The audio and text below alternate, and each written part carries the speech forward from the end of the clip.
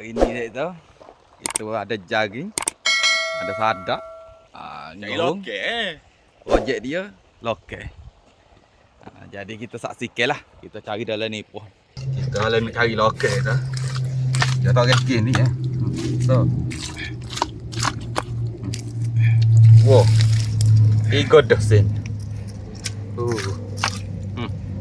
Wah. 5.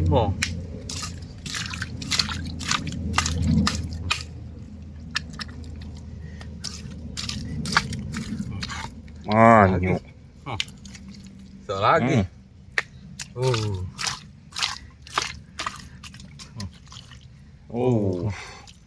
Wati. Spok jadi ya. Mata. Mata ya ada nak. Ni cari lokek tu.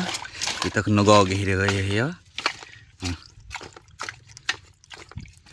Kita bunyi dia ni. Tu dia. Okey, so kita gogeh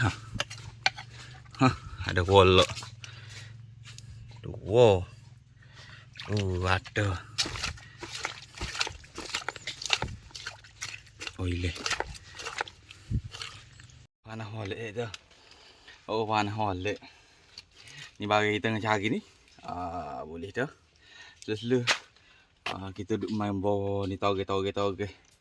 Agak kata walaupun ngos deh. Hoi, puas hati.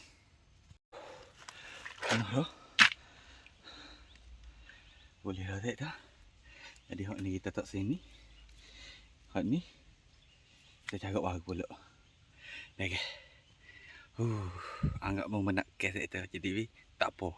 Demi kata kerja ke. Kita rela. Kita rehat dulu kan. Noh raju. Noh. Tak uak tu. Serajuk ni dalam belah-belah kilo. Ni pun penuh. Serajuk lagi. Penuh hak susah lagi pada. Serajuk lagi. Hati. Kita boleh 3 rajuk hari ni. Dia gogek. So, 2 til. Dia ni lebih kurang 15 kilo. So rajuk. Boleh lah 40 kilo lebih kali Tahu.